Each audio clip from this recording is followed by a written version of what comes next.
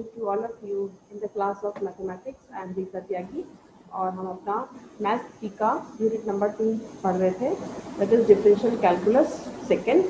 और उसमें हमने होमोजीनियस फंक्शन और आइलर्स के कुछ क्वेश्चन किए थे। आइलर्स का एक क्वेश्चन किया था, तो हम उसी को थोड़ा सा आगे बढ़ाएंगे। और आज हम इनवर्स में अगर फंक्शन है या लॉगरिथम में है तो उसमें आइलर्स थ्योरम किस तरह से अप्लाई की जाती है, ये जो है होमोजीनियस फंक्शन के लिए अप्लाई की जाती है। होमोजीनियस फंक्शन होना चाहिए, जो भी फंक्शन है वो होमोजीनियस होगा तो हम आइलर्स थ्योरम को इसमें अप्लाई कर सकते हैं। Let's start.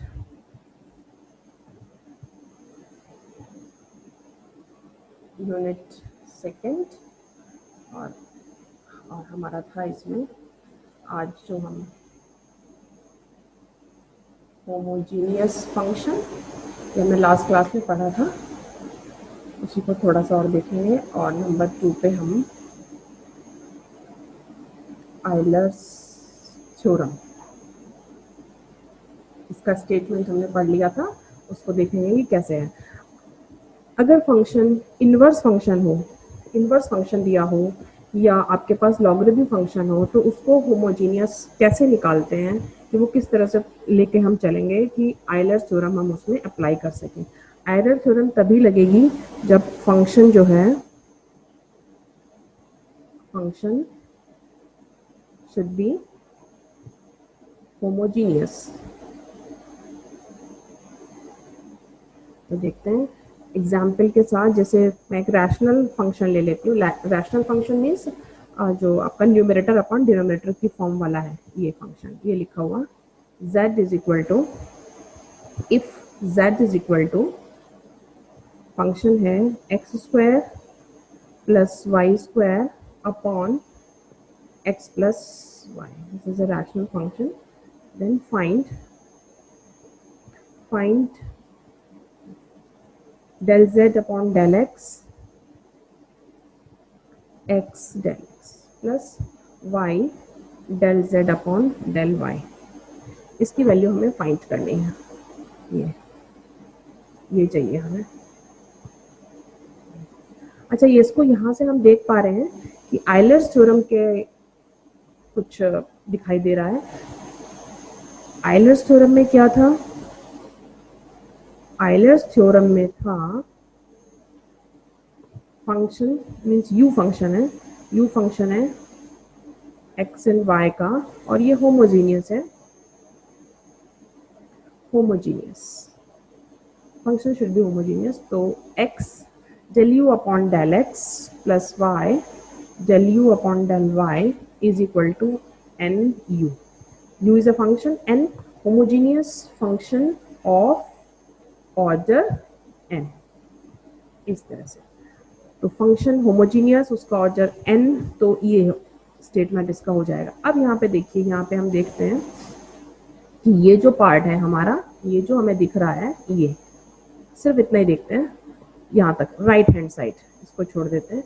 तो ये देखिए, ये वाला, ये भी कुछ वैसा ही है। तो यहाँ से हम देख सकते हैं आइलर्स थ्योरम का अगर हमें मैथमेटिकल फॉर्मूला याद होगा तो हम ये देख सकते हैं कि ये हमारा आइलर्स थ्योरम के लिए कह रहा है कि इसका आइलर्स थ्योरम हम अप्लाई इसमें कर सकते हैं।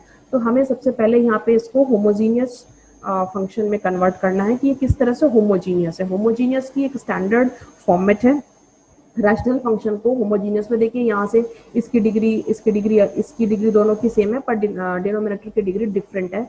तो इस तरह के जो फंक्शंस होते हैं उनको होमोजीनियस कैसे प्रूफ करते हैं वो देखेंगे हम। एक स्टैंडर्ड जो फॉर्मेट, जो लास्ट लेक्चर में हमने होमोजीनियस फंक्शन की जो डेफिनेशन लिखी थी, उसी के अकॉर्डिंग इसको सॉल्व करेंगे और बताएंगे कि ये होमोजीनियस किस तरह से होता है। देखिए,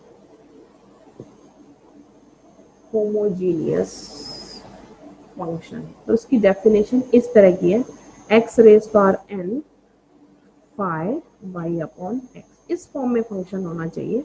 अगर इस फॉर्म में फंक्शन है तो we can say that function is homogeneous function. ये फॉर्म चाहिए, यानी कि जो फंक्शन है x और y का, वो इस फॉर्म में रिप्रेजेंट होना चाहिए। तो n क्या हो जाएगा? उसका हो जाएगा n ऑर्डर। तो इस तरह से फंक्शन इस फॉर्म में चाहिए मुझे, बस इतना सा ध्यान रखना है कि जो भी फंक्शन है उसको इस तरह से हम लिख सकें। तो अब जो हमारा क्वेश्चन है, क्वेश्चन में था मेरा z is equal to x square plus y square upon x plus 5। It is a rational function. इस जो रैशनल मतलब जो न्यूमरेटर अपॉन डिनोमिनेटर की फॉर्म में है, उनमें क्या करते हैं, y अपॉन एक्स इस फॉर्म में लिखने के लिए हम यहाँ से x की जो मैक्सिमम पावर है न्यूमरेटर में उसको कॉमन ले लेते हैं। तो यहाँ से मैंने ये लिया कॉमन। अब यहाँ पे क्या रह गया, यहाँ हो गया 1 और यहाँ हो गया y upon x whole square. इस तरह से ये कैपिटल ब्रैकेट में शिफ्ट कर देते हैं। और इसी तरह से यहाँ पे जो x की मैक्सिमम पावर है 1 ही है, वही लिया कॉमन। तो ये हो गया 1 प्लस वाई अपॉन एक्स। तो इस तरह देख पा रहे हैं हम कि जो हमारा गिवन फंक्शन था ये हो गया एक्स रेज पावर 1 और 1 plus y upon x whole square upon 1 plus y upon x. तो ये जो स्टैंडर्ड फॉर्मेट है, जो भी हमारा स्टैंडर्ड फॉर्म था उस फॉर्म में आ रहा है, यानी ये एक्स रेज पावर n और पूरा फंक्शन हमने y अपॉन एक्स में चेंज कर दिया। तो अगर मैं इसका इन दोनों का यहाँ से इसका और इसका कंपेयर करूँ तो n क्या मिल रहा है मुझे, यहाँ से मिल रहा है n। इट मीन्स ये जो फंक्शन है z, ये it means z is a homogeneous function of order n। तो यहाँ हमारा स्टेप 1 कंप्लीट हो गया। जो भी फंक्शन, अगर आपको रैशनल फंक्शन मेंशन है तो उसमें से इसी तरह से हमें कॉमन लेना है और फाइनली उसको इस फॉर्मेट में लिख देना है। और फिर यहाँ से जो भी x के ऊपर पावर होगी, जो भी x के ऊपर पावर होगी, यहाँ पे पावर 1 है, सॉल्व करके आई तो n 1 हो जाएगा, यानी कि वही ऑर्डर होगा। n means order. अब क्योंकि ये होमोजीनियस फंक्शन हो गया, होमोजीनियस फंक्शन है, इसका ऑर्डर n है जो कि 1 है, then we can apply the Euler's theorem for the function z। देखते हैं किस तरह से हम लगाते हैं इसमें।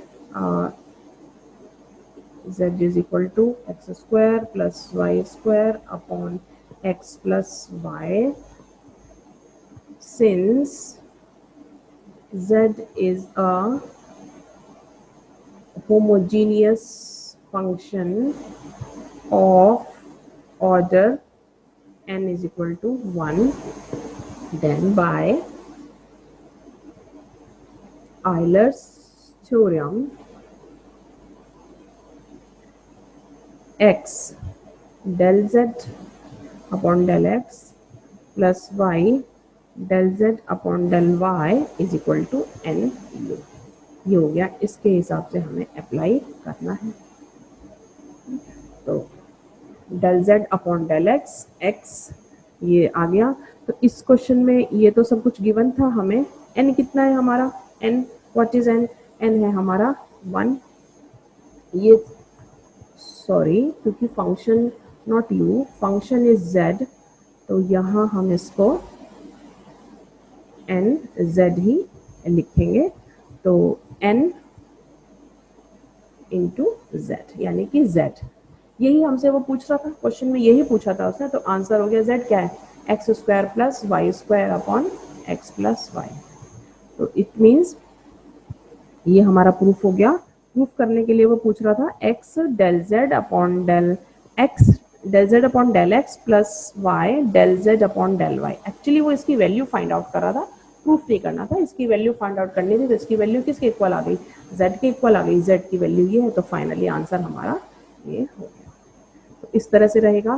फिर से आप ध्यान दीजिएगा, जो भी फंक्शन रैशनल फंक्शन होंगे उनको होमोजीनियस प्रूफ करने के लिए, क्योंकि उसमें न्यूमरेटर और डिनोमिनेटर की डिग्री डिफरेंट है, तो उसको प्रूफ करने के लिए हम उसमें कॉमन लेंगे, कॉमन लेके हटाएंगे और एक स्टैंडर्ड फॉर्मेट जो है उसमें उसकी वैल्यू को रखेंगे और वहां से n फाइंड आउट कर लेंगे। Then we can apply the Euler's theorem and we can solve the question very easily. अब नेक्स्ट क्वेश्चन देखते हैं हम। नेक्स्ट क्वेश्चन है, इसी तरह से जो भी इनवर्स के फंक्शन है उनको कैसे होमोजीनियस में लिखा जाता है या उनको कैसे हम आयलर्स थ्योरम उसमें अप्लाई करते हैं। वो देखते हैं। सबसे पहले हम इनवर्स का ही फंक्शन में ले रही हूँ, इनवर्स फंक्शन लेते हैं। क्वेश्चन है हमारा, क्वेश्चन नेक्स्ट क्वेश्चन लिखती हूँ इसमें। क्वेश्चन नंबर 2 हो गया ये हमारा।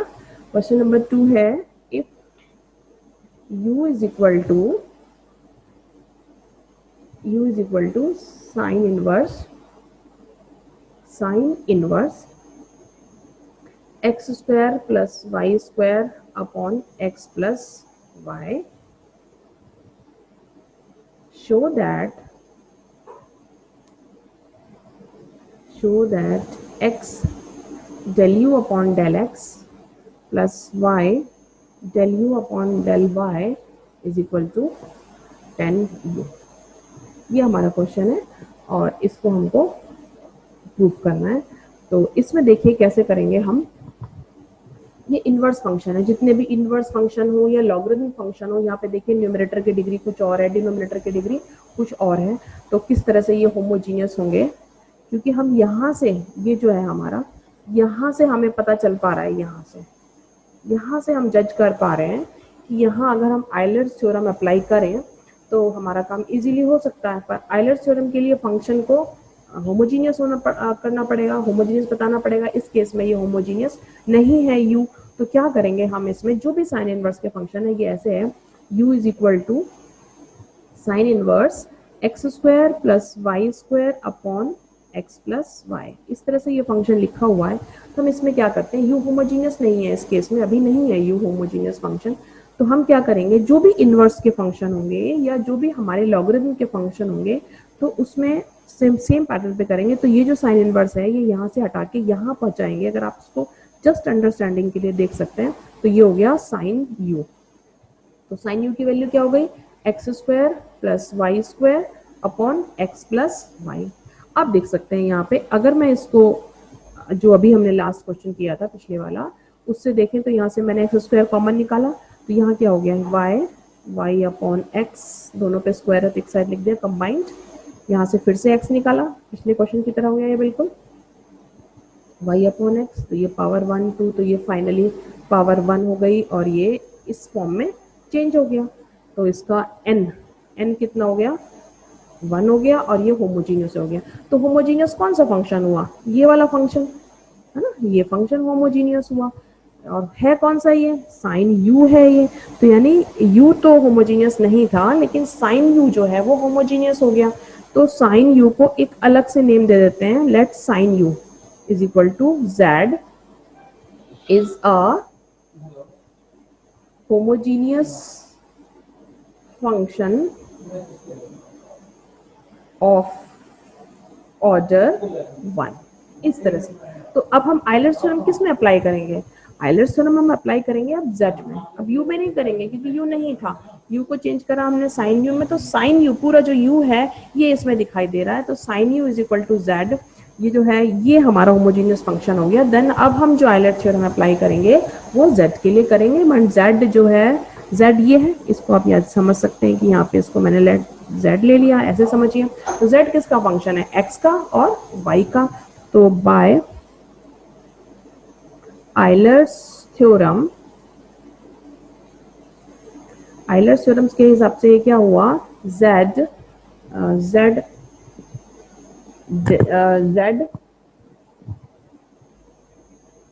सॉरी, फंक्शन तो है z और यहाँ आएगा हमारा x del z upon del x plus y del z upon del y is equal to n आता है यहाँ पे। और यहाँ पे जो स्टैंडर्ड फॉर्म था उसमें मैंने u लिखा था, लेकिन यहाँ फंक्शन हमारा z है, क्योंकि देखिए पूरा z, ये z और ये z, इस तरह से ये हमारा हुआ। अब z फंक्शन है x का, पर z को मैंने क्या लिया, इसलिए पूरे को डिफरेंशिएट करेंगे तो हम बहुत टाइम लगेगा हमको।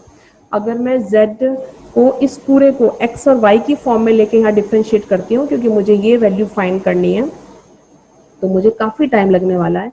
तो क्या करते हूँ मैं, इसको z is equal to sine u लेके इसको डिफरेंशिएट कर लेते हैं, partially with respect to x and partially with respect to y। तो z इज इक्वल टू है हमारा साइन u। तो पार्शियली इसको मैंने डिफ्रेंशिएट किया x के रेस्पेक्ट में, तो इस तरह से होगा, है ना। तो साइन यू का differentiation cos u, sine u का डिफ्रेंशिएशन हो जाएगा कॉज यू, और ये यू एक अदर वेरिएबल है और ये अदर वेरिएबल है, तो बाय चेन रूल ये हो जाएगा del u upon del x, इस तरह से, ठीक है। इसी तरह से जब मैं सेकेंड वाला निकालूंगी del z upon del y, means z को जेड क्या है साइन यू।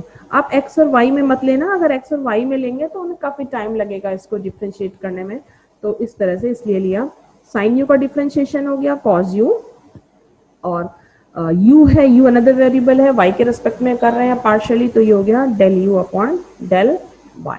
इस तरह से ये जो दो हैं ये आपको थोड़ा सा समझने के हैं। एक्चुअली ये बेसिक है बिल्कुल चेन रूल का, तो चेन रूल आपको बिल्कुल क्लियर होना चाहिए, उसमें कोई डाउट नहीं होना चाहिए। अगर चेन रूल पे आपको डिफ्रेंशिएशन के कुछ प्रॉब्लम है तो पहले आपको चेन रूल डिफ्रेंशिएशन का पढ़ना पड़ेगा, तभी ये वाले पार्ट क्लियर होंगे कि ये किस तरह से मैंने लिया है। अब हम इसमें ये जो इक्वेशन है इसमें डाल देते हैं, इसको नंबर दे देती हूँ मैं, एक्चुअली इसको नंबर दिया मैंने 1। हाँ, तो अब यहाँ पे इसे वैल्यू डालेंगे। यहाँ पे जो हमारा पहला जो डेरिवेटिव आया है del z upon del x, और जो दूसरा आया है del z upon del y, यहाँ पे सब्स्टिट्यूट करेंगे उनकी वैल्यू और फिर देखते हैं कि इसमें क्या निकल के आता है। चलिए नेक्स्ट, यहाँ पे del z upon del x मैंने निकाल लिया था, तो ये था हमारा जो भी वैल्यू थी। चलिए इसको रहने देते हैं, इसको इरेज करती हूँ मैं, सीधा वो फॉर्मेट जो था उसको लिखती हूँ मैं। हम जो इक्वेशन 1 में put the value of del z upon del x and del z upon del y in equation number 1, जो इक्वेशन नंबर 1 थी उसमें डाला मैंने, तो x कितना आया del z अपॉन del, ये हुआ del upon del x sine u, ये मैंने सॉरी इसको मैं करेक्ट करती हूँ, ये था cos u था यहाँ पे, उसकी वैल्यू डाली तो cos u और del u upon del x plus y cos u del u upon del y, यही था। और इधर था आपका n z, ये था ना, तो n तो आया था हमारा ऑर्डर 1, और z कितना था, z मैंने लिया हुआ था साइन u, यही था, क्योंकि पूरे z को जो z है ये मैंने अपनी तरफ से एज्यूम किया था साइन u को, क्वेश्चन को थोड़ा सिंप्लीफाई करने के लिए, जिससे मुझे बहुत बड़ा रैशनल फंक्शन का डिफरेंशिएशन ना करना पड़े। तो ये हुआ, यहाँ से देखिए cos u और cos u को कॉमन ले सकते हैं, तो cos u common, x del u upon del x plus del u upon del y, देखिए आइलर थ्योरम का वो मैथमेटिकल एक्सप्रेशन दिखने लगा है, is equal to sine u. तो हमें ये निकालना था, तो x del u upon del x plus, यहाँ पे y मिस हो गया मेरा, y del u upon del y is equal to sine u, तो ये हम यहाँ ले आए cos u, तो ये हो गया 10। इस तरह से z से था क्वेश्चन, हमने z में चेंज करा था और z से फिर वापस हम सब्स्टिट्यूशन करके उसको उसी फॉर्मेट में ले आए, तो इस पूरे का आंसर हो गया 10u। तो ये था, ये हमें प्रूफ करना था, या अगर वैल्यू भी फाइंड करनी हो तो भी हम इस तरह से करते हैं। तो बेसिकली इसमें जो भी इनवर्स फंक्शन आपको मेंशन रहे या लॉगरिथमिक फंक्शन रहे, उसको एक अनदर वेरिएबल में चेंज करके उसको होमोजेनियस फंक्शन शो करके then we can apply Euler's theorem and find the solution. तो ये हुआ हमारा। एक और क्वेश्चन इसका हम ट्राई कर लेते हैं। एक और क्वेश्चन है इसका, लॉगरिथम में ट्राई कर लेते हैं कि लॉगरिथम वाला होगा तो किस तरह से किया जाएगा। देखिए क्वेश्चन नंबर 3, थर्ड है ये हमारा। लॉगरिथम का ट्राई करते हैं कि लॉगरिथम में कैसे लिखेंगे। If u is equal to log, function में बिल्कुल उसी फॉर्मेट का ले रही हूँ जिससे आपको बार बार प्रॉब्लम ना हो। ये देखिए ये फंक्शन है, then show that x del u upon del x plus y del u upon del y is equal to 1. We have to show that this is equal to 1. यहाँ से ये जो जैसे ही आपको क्वेश्चन में ये लिखा मिले, ये इस तरह से अगर आपको दिखाई दे, इस तरह से कुछ भी जिसमें x के साथ पार्शियली डेरिवेटिव हो x के रेस्पेक्ट में ही, या y के साथ फंक्शन का पार्शियली डेरिवेटिव हो y के रेस्पेक्ट में, और दोनों ऐड हो, तो समझिए कि आपको ये जो क्वेश्चन है ये आइलर्स थ्योरम लगा के करना है. तो जैसे ही इसका मतलब आइलर्स थ्योरम का ये क्वेश्चन है. एक बार तो ये चला, जैसे ही आइलर्स पता चले तो आपको इसको चेंज करना है होमोजीनियस फंक्शन के लिए. तो दोनों पॉइंट्स को आपको माइंड में रखना है. यहाँ से देखिए पहले कि क्या शो करना है, किसकी वैल्यू निकालनी है, और फिर आइलर्स थ्योरम को समझिए कि आइलर्स थ्योरम करना है, और फिर आपको करना है होमोजीनियस फंक्शन निकालना पड़ेगा. तो अगर मैं इसका सॉल्यूशन आंसर करूं, अच्छा लॉगरिथम फंक्शन है तो यहाँ पर ई रहा होगा पक्का, है ना. तो यहाँ पे देखिएगा पहले लॉग ऑफ बेस ई, और ये रहेगा x square plus y square.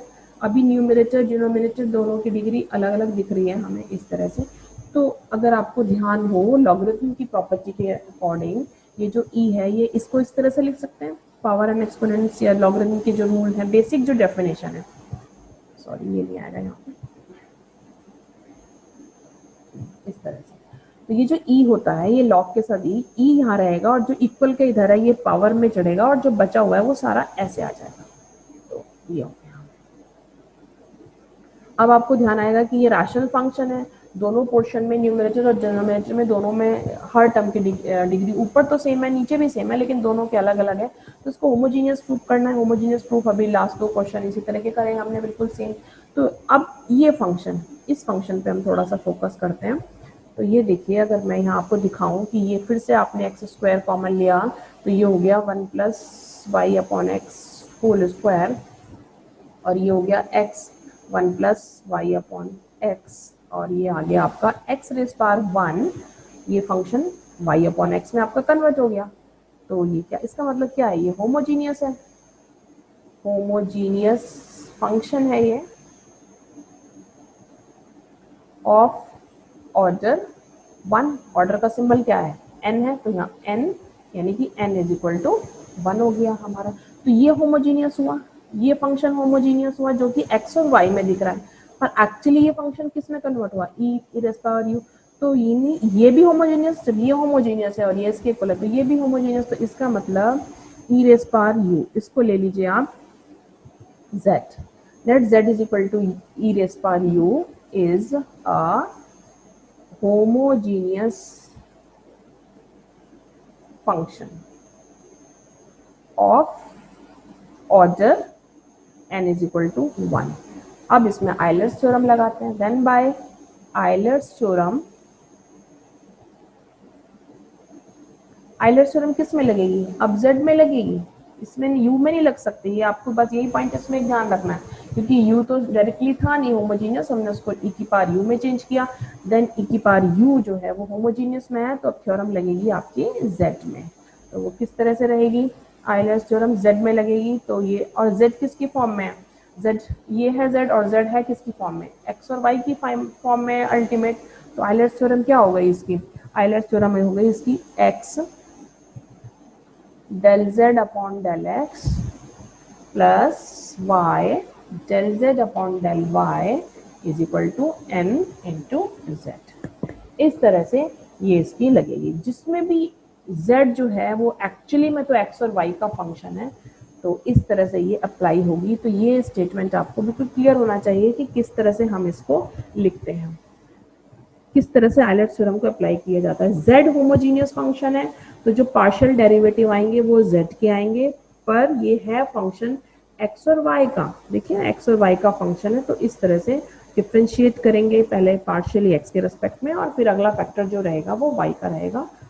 ये तो स्टेट अप्लाई कैसे करनी है, वेरिएबल अगर चेंज होता है तो कैसे आइलर्स थ्योरम अप्लाई करनी है, वो आप इसको ध्यान से देखेंगे समझेंगे तो बिल्कुल क्लियर हो जाएगा कि किस तरह से रहता है. अब हम इसमें del z upon del x की वैल्यू चाहिए मुझे और del z upon del y की, तो वो आप यहाँ से नहीं निकालें वैल्यू, क्योंकि यहाँ से निकालेंगे तो ये काफ़ी लेंदी हो जाएगा ना। तो हम यहाँ से क्या करेंगे, जो भी हमें डेरिवेटिव निकालने हैं वो del z upon del x यहाँ से निकाल लेंगे और यहाँ से ही del z upon del y निकाल लेंगे।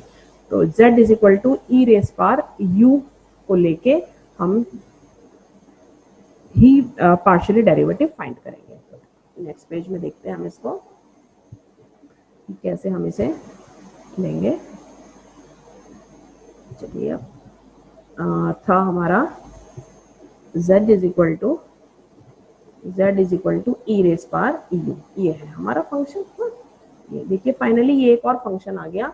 पूरा क्वेश्चन हमारा u में था, तो उसको u को फिर u वेरिएबल को हमारा ये होमोजेनियस में नहीं था, तो हमने e की पावर z में e की पावर u लिया, तो उसको एक और नाम दिया। तो इस तरह का थोड़ा सा इसमें ध्यान रखने वाली बात होती है कि किसको कैसे चेंज किया, किस फंक्शन में चेंज किया, और फिर उस तरह से हम आइलर थ्योरम के लिए क्या क्या लेंगे। तो ये z is equal to e y था, इसको पार्शियली डिफरेंशिएट किया तो ये हो गया del upon del x in this part.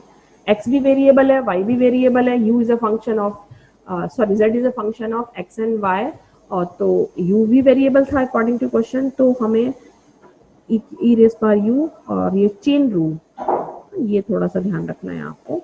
यहाँ मैं इसको लिख भी देती हूँ, by chain rule. Chain rule. अब अगला डेरिवेटिव निकालना है y, तो इसकी वैल्यू डाल रहे हैं यहाँ पे भी मैंने इसकी वैल्यू डाली थी, तो ये हुआ ई रेस पार u। अब इसको किया तो ये हो गया, ये इस तरह से आ गया। और आपको पता ही है कि e की पावर u का जो डिफरेंशिएशन है वो वही रहता है, ये पढ़ा होगा आपने, ये फॉर्मूला आप सबने पॉपुलरली पढ़ा होगा ना, e रेस पावर x का यही रहता है।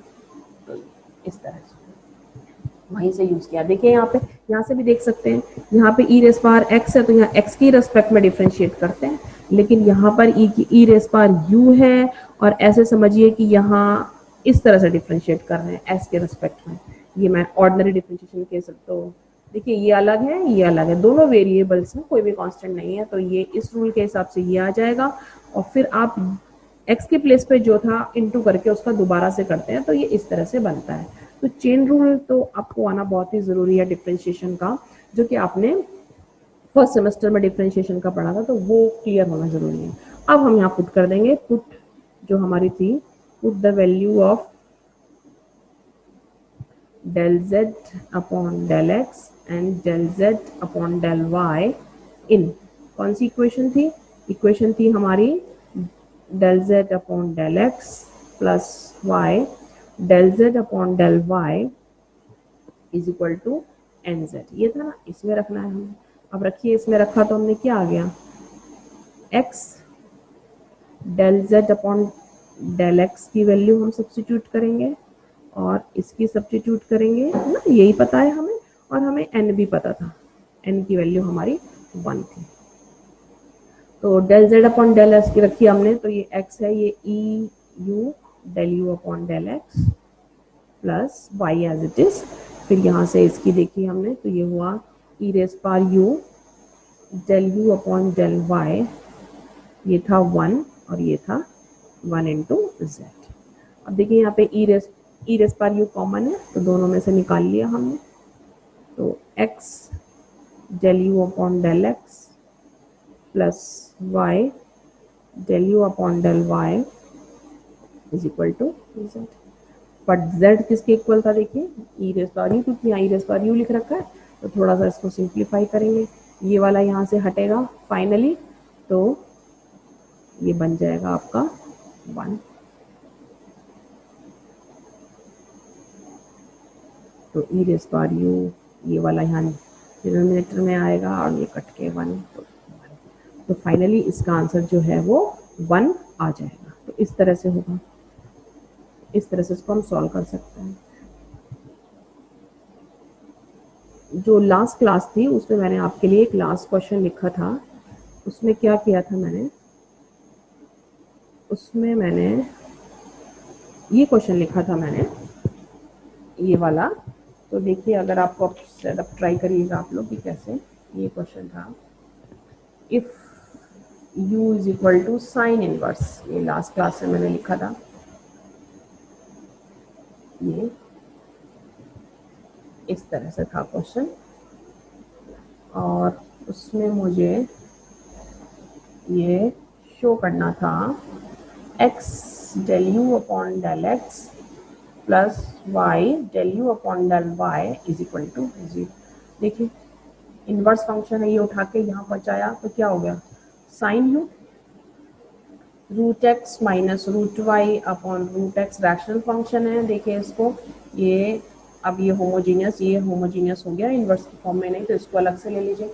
यहाँ से अगर मैं ये कॉमन ले लूँ, ये ले लूँ रूल्स के हिसाब से, तो ये हो गया 1 माइनस वाई अपॉन एक्स, इस पूरे के ऊपर ऐसे आ गया।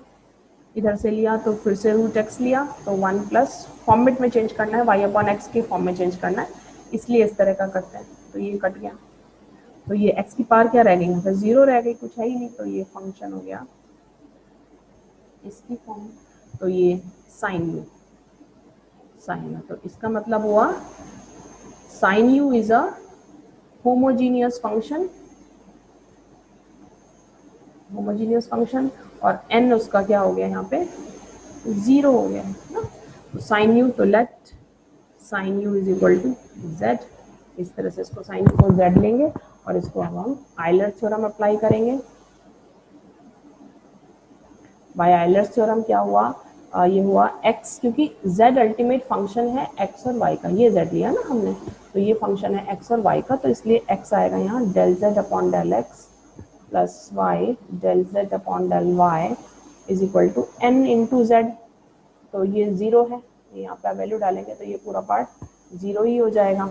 जब आप इसको करेंगे तो x डेल z, यानी कि इसको पार्शियली डिफ्रेंशिएट करेंगे तो ये कितना हो जाएगा, cos u del u upon del x plus y, again y के रेस्पेक्ट में करेंगे तो cos u del u upon del y is equal to 0।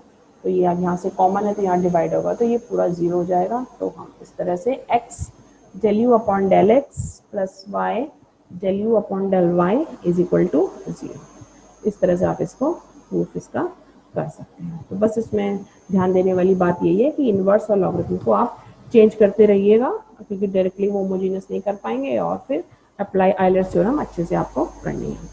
तो okay student, keep practising and good bye.